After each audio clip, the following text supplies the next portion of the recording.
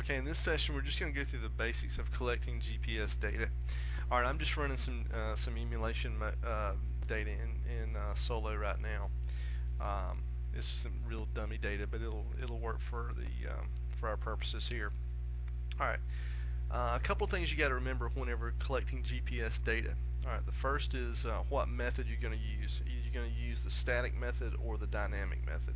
Static method involves standing still and averaging a number of positions over a period of time, creating one point or one position. Alright, logging dynamic, on the other hand, is the process of collecting GPS data while the antenna is in motion. This is best when you're using creating a line or an area type feature. Is very often used for that kind of thing. Even though you can use the static method to create an area or a line, most often you use the dynamic method. Okay, so the thing to remember here is whichever method you choose, you're going to either hit this button on the toolbar, which is a log static. This is a log dynamic. If you forget, it's these two buttons are separated by the grid generation tool.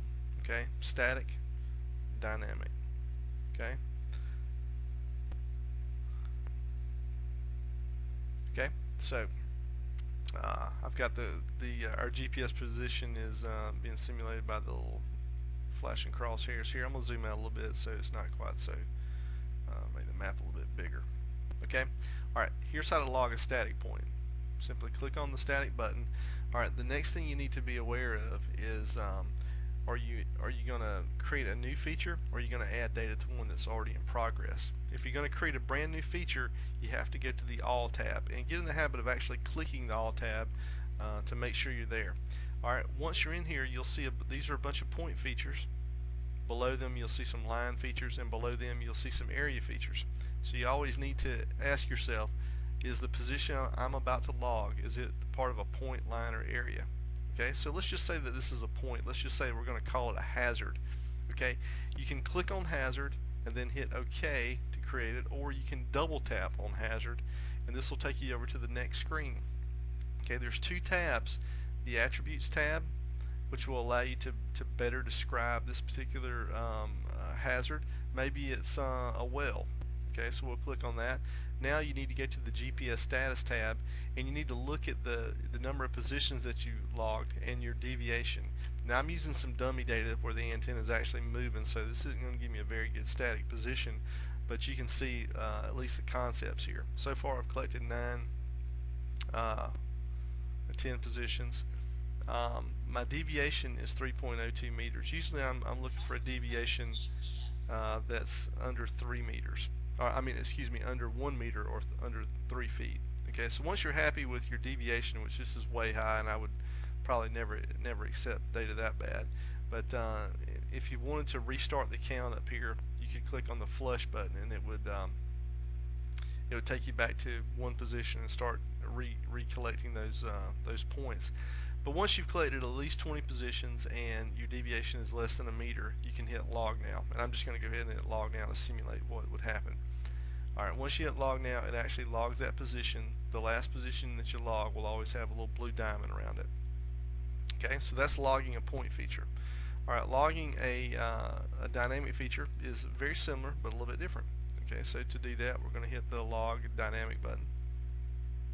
And we're going to go to the All tab, or I should say we'll ask ourselves, are we going to collect a new feature, or we want to add data to one that's already in progress? Well, we don't have anything in progress, so it will have to be a new feature. So let's just say that this new feature is going to be a fence. So click on that. We can choose some attributes, maybe it's a wood fence. Okay, hit OK, and now it brings us to the screen where we can choose, do we want to log by a time interval or a distance interval. And I recommend that if you're walking, probably a 3-second interval will work. If you're in a vehicle, maybe 2 seconds, but I would never go lower than 2 seconds.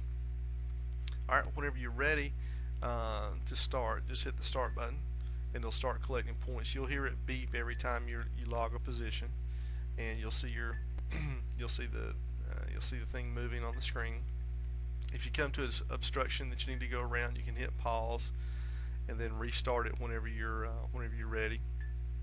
In the middle of collecting data, if you need to zoom in a little bit more, you can hit the menu button up here and use any of these zoom tools to give you an idea of what it's doing. Okay, then whenever you're done, you can just hit pause and you can close out, and this will take you back to the main map screen, and we can zoom to our log data. You can see what we've collected so far. The main thing to be concerned about when logging GPS data is 3 questions. What method do you want to use, static or dynamic? Is the feature that you're about to log a brand new feature? If so, go to the All tab. If not, go to the In Progress tab and add it to the appropriate feature.